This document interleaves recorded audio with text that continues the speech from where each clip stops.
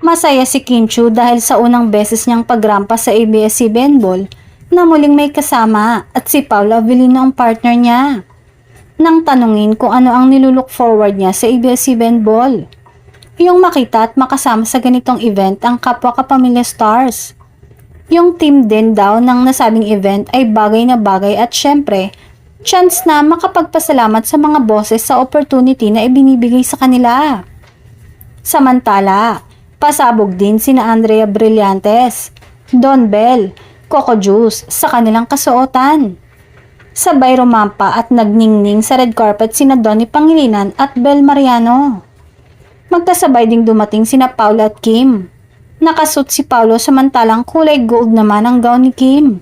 Ika nga ng mga Kim Pao fans ay chance na ng dalawa na maipakita sa mga netizens kung ano ang kanilang tunay na relasyon ngayon. Iba ang suot ni Kim nang rumampa na siya sa red carpet kasama si Paolo Avellino. Para siyang prinsesa.